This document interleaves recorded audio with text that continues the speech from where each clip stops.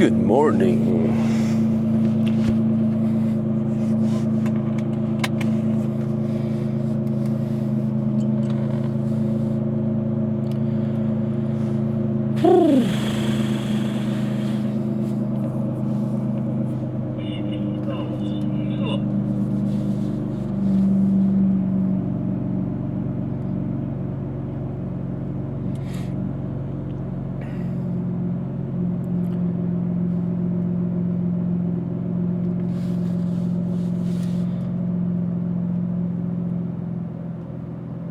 Oh, perfect.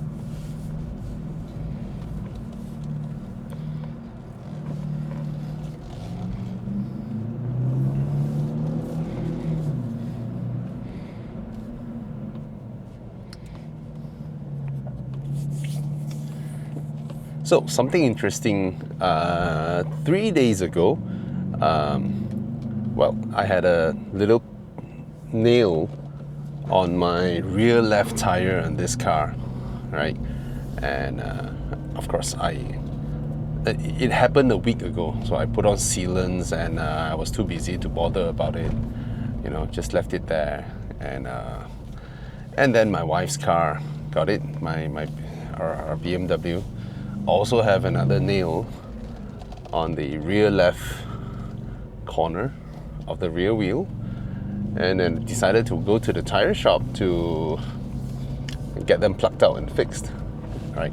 So then the tire shop was like, hey, your rear tires are gone, man. The threads are gone. I know about it, but I'm also very aware of my usage of my car, right? I understand what I use it for, so I didn't bother too much because I know how I drive.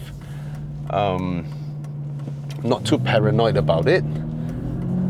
I guess when you are very acutely aware of what type of drivers you are, right? So for someone like me, for us, we do road trips, right, into weird places that we have never been to. Not sure if there is anyone around to service our cars, or not sure if there is any tire shops around. We are the type where we go to places and took risks, right? So for those who are not aware, I've taken this car to the jungles of Sabah, right? I shipped it over to Borneo and drove a sort of an adventuristic-y kind of road trip. Even crossing a very shallow river, but shallow as in it's half a wheel, right? The water level is almost at the wheel hub, the center hub area. Of course, I did not throttle because I know my intakes are pointing downwards, so I just let it roll over the water. So and then we've done road trips to Thailand, 5,000-6,000 km, 4,000-5,000 km, do it every year.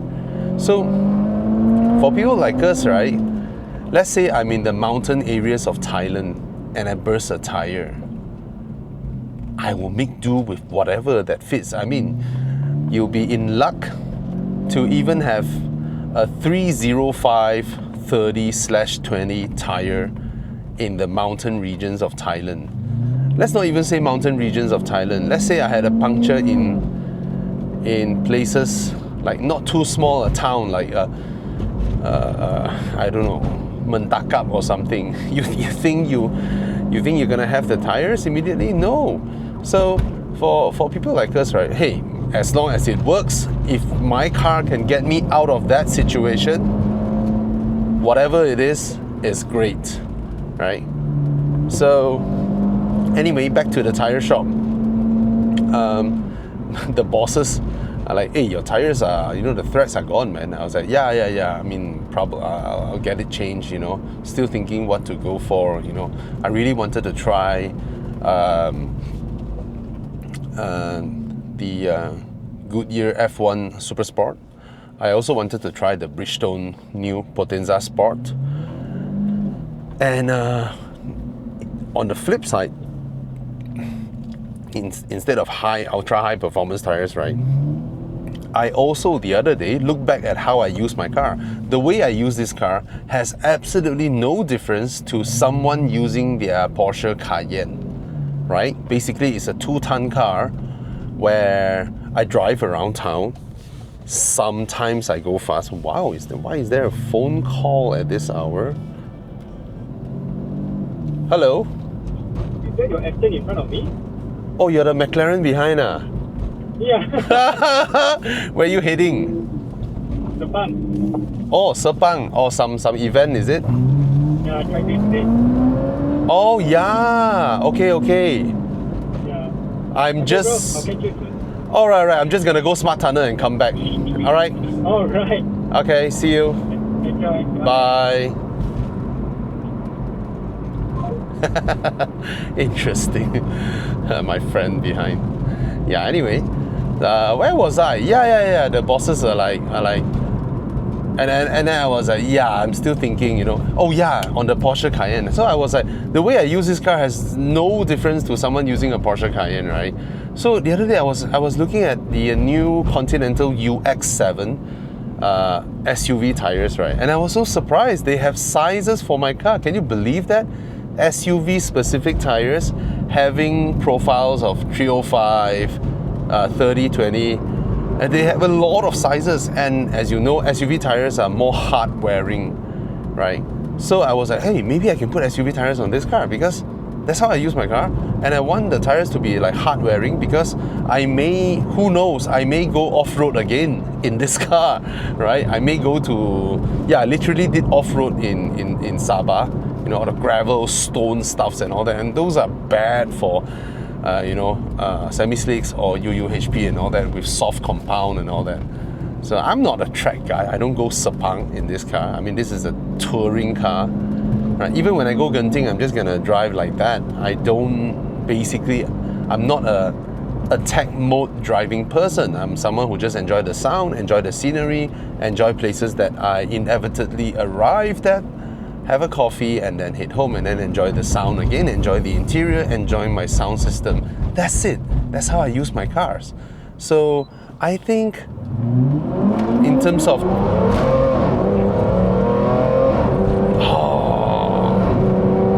tire choices, do stuff that suits your usage, I guess. So the boss of the tire shop is like, hey, I think I got 2 tires that fits this profile. And then he went and grabbed out 2 80% thread tires. Yeah, they are like 80% thread. One with a nail, and then he fixed it. And it's like, now my car is fitted with it. Okay, I can totally feel that the difference between these tires versus what I had, because what I had previously on this car are those GTR3 semi-slicks but with water dispersion threads. So the compound of that tire from GT are semi-slick compound, but the thread design is specifically to disperse water, right? That's why in one of the tire tests in UK, to the surprise of everybody, the GTR3s actually beat the Pirelli Zero Corsa or something on wet roads, right? So and what's amazing with that tire is that it's super comfortable. So what I can feel now, those are definitely more comfortable than these PSS, right? And but and the uncle is my old friend. He's like, take it. I was like, okay, as a temporary, no problem. Of course, in all essence, you know, to the extreme, some people would say, oh, you know, both tires would have different grip levels, they would trigger your traction control differently. But come on, man, I don't even drive 610s on this car, right? Currently, I'm doing 210s probably, you know. So I was like, yeah. So I just want to say that don't be a tire snob. If you know your own usage, if you know your usage, just go ahead, whatever that fits. As long as it has thread, as long as you can disperse water, you're good to go.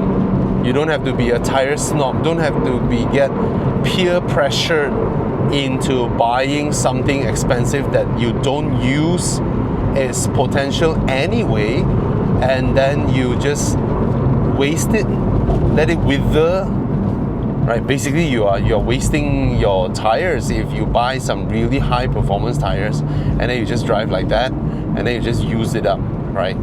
So that's all that I want to say. But of course, my old habit is, one of my tires are gone, you know, I'll buy all four so that, you know, they look good. Yeah, but you know, as you age, right, nothing much bothers you, to be honest. And come to think of it, people like us who do crazy road trips, we couldn't be too bothered too much with the little details, right? Like all of us in Thailand, we pump absolute crap fuel that destroys our coil packs, you know, they don't fire properly after that. I mean, the spark plugs and all that, your injectors and all that, it's just not healthy.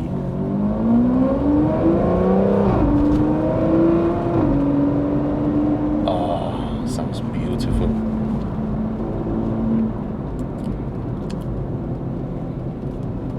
Yeah, man, really, cars like these just react differently.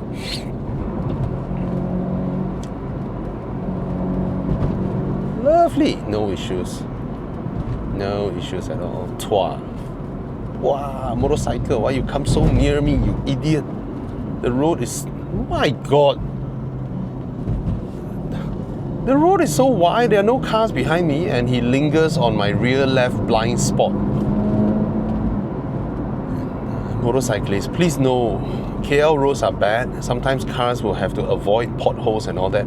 Don't linger. It's like me driving a car. I won't linger around a giant bus or lorry's rear quarter blind spot. I will never do that. You know, even if I know I'm safe in a car, I will never do that. So why on motorcycles you do that? Just either you overtake me or you stay further behind, not in the immediate vicinity of when we are avoiding something. Motorcyclists need to have that awareness, man. Other people can't always be taking care of your lives for you. Right? Same goes to Singaporean cyclists. From the videos I saw, Singaporean cyclists is like, oh, I put my life in your hands because you are screwed if I'm screwed. What's the logic?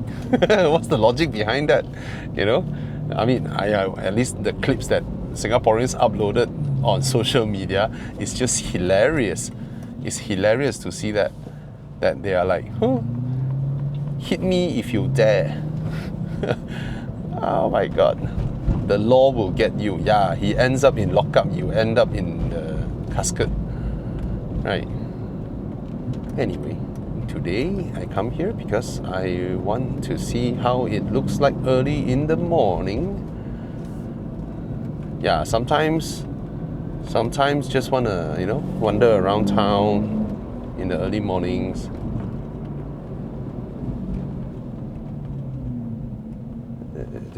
They want to cross the road. Come on. Yeah, the lights are out. Okay, okay, she's going left. This is where Menara 118 is. And I heard they're gonna build a mall. So it's gonna be a shopping mall down here, but everything on the right side is like school, basketball association. But of course, the crowd from Petaling Street can wander up here, probably because Petaling Street is a tourist attraction place. See, the roads are bad, so cars would have to avoid the potholes. And if you are a motorcyclist and you linger behind us,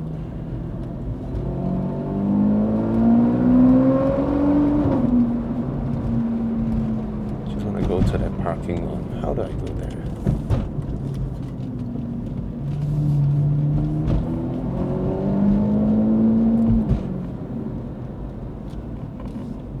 This is the old. I learned swimming here at Chinwu Stadium, and if you know, there's a famous Chinese kung fu master back in those days, Huo Yuanjia. Yeah, it was his disciples here who teaches kung fu last time. Can you believe that? Yes, I'm just gonna be here, snap a photo, and I'll be gone. Ha ha ha. Yeah, just here for one photo. Maybe I can show you guys the view later, which is pretty nice, I would say. Let's come down off the car.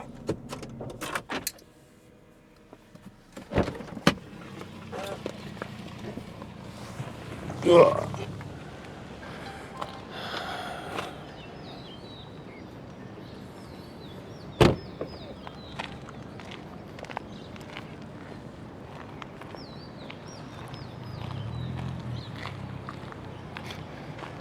You might be wondering what's the view of this, right? Yeah, nothing much. But when you look around, yeah, that's nice. But if you turn this side, wow! Look at the view! Look at the view!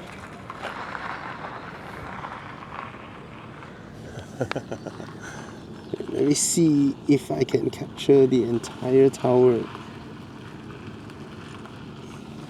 Can I? Would I? Oh, very hard. It's too tall.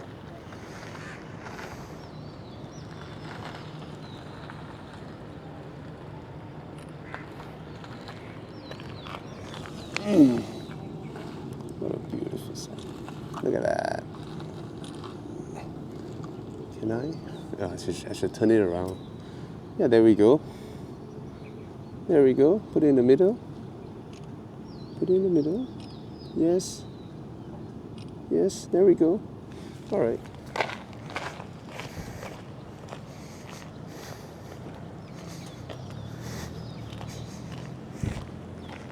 Perfect. And now go home. Yeah.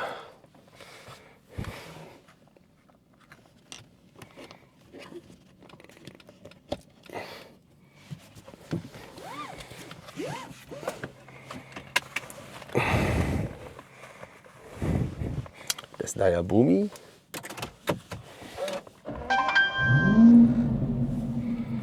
Let's look at the photos. Yeah, you get the full tower, but the distortion. Oh, I like that the KL Tower is reflected here and then the sun's coming up behind. That's nice. So I can't get the full tower. Delete. Okay, that's not bad. Distorted. My car has become an SUV. Oh well. Sometimes it's the experience that matters. I guess this is the best. Share it to the group. Good morning. Central, I guess.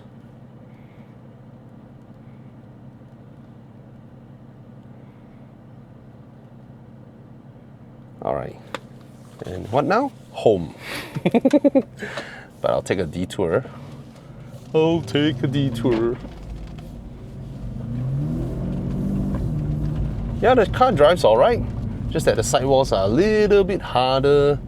At least that's how it felt, because the GTR 3s are very comfortable. But the GTR 3s got completely used up in less than 10,000 km.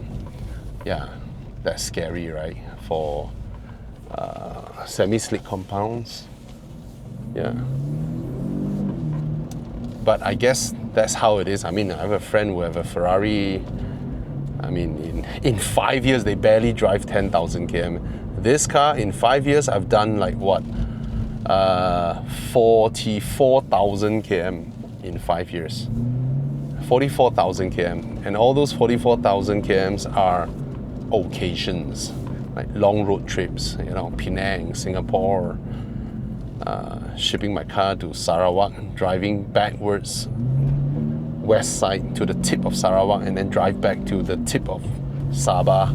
Unforgettable, but I don't think I will do it again because Sabah roads are crap. I believe Sabah government is corrupt. But Sabah is beautiful, the people are wonderful, the place is beautiful, but somebody needs to root them up, I believe. Apart from corruption, I have no words to say on the development levels of infrastructure in Sabah. Absolute disappointment. But it's a nice place. Very, very nice. I hope the leaders of Sabah can do something, the current leaders. I mean, after the 2022 election, like everything they say. Okay, I'm not going to touch on that topic now. Right. Okay, now which route do I drive home? Maybe the more scenic one. Huh? Smart tunnel is tunnels are. Oh, sorry. Yeah. Please cross the road. Please cross the road. There's a pothole there. There's a sewer cap over here. I'm not going to go out too much so that he or she can see the traffic better because I've ended up on the right lane. Now there's no one else from my left. I will just keep a bit more right and then I can go out. There we go. Yeah, man, defensive driving is important. Okay? Thank you, Mercedes. Thanks for letting me merge.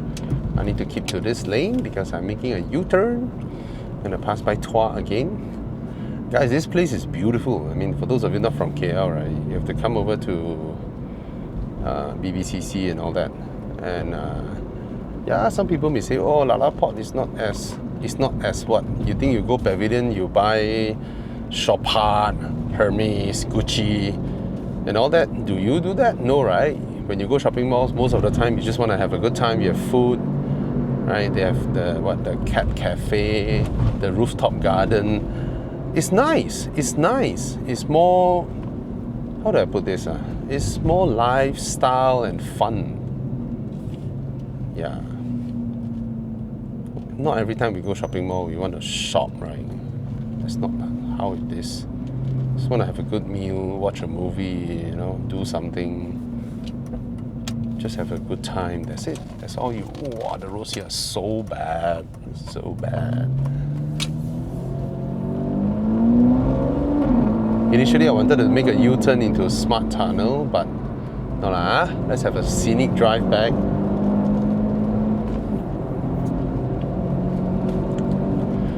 For those of you like, what is this video about? Nothing much, man. Just so that 10, 20 years down the road, whether I can afford to keep my car or I cannot afford to keep my car, whether my health allows me to still drive 4,000-5,000 km to Thailand or into Cambodia, Angkor Wat, whether I can or cannot, at least I have a big piece of memory behind with me. The time when at 39 years old, I bought this car. It's my dream car, and the 5 years that I spent with it, you know, made as much memories I can with it. Yeah, man, we only live once, right? Have some memories. Yeah, so yeah lor.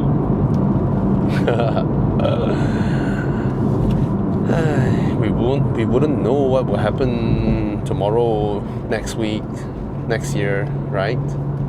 So yeah, just do what you love when you can. All right, I'm gonna stop the video. I just want to listen to songs and yeah, this lah. Whether I go home or not, I'm not sure.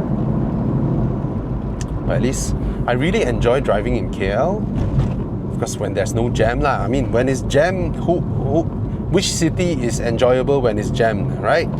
But in terms of roads, it's the way the roads flow and build, because that's the unique thing about Kuala Lumpur, right? KL used to be a tin mining city. So because of tin mining, there's a lot of, you know, places where they dug in, so the roads have to sort of circumnavigate around the tin mines, and that results in our unique road structure. We are not a grid structure like most cities, which is so boring, right? Traffic light, traffic light, traffic light, main street, main street, main street, avenues, avenues, avenues. It's so boring. KL is just so nice. Yes, it may be confusing sometimes, but when there's no traffic, right, it's a genuinely fun and wonderful, beautiful city to drive in because of the unique way it is. You know, I just love driving here. It's so nice. Right, I was driving in Sydney the other day. It drives me crazy, man. Grid structures, traffic lights every 30-40 meters. There's no traffic, but there's just so many traffic lights, and you just stop and roll, stop and roll, stop and roll, speed bumps, potholes, potholes. It's so boring. You can't really cruise like that. Just cruise and enjoy the city view like that. See, this kind of road, and then turn in school. You know? Yeah, that's KL. It's nice. Imagine there's a traffic light every time there's a junction for the schools and all that. No, we don't need that, right? We're skillful. Yeah, we don't need the whole road to stop for us to exit from. Anyway, I'm just babbling this rate. Ah, so nice.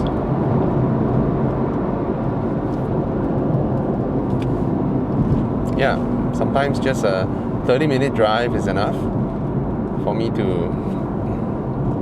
Okay, I got nothing more to babble. I want to listen to my songs. Bye!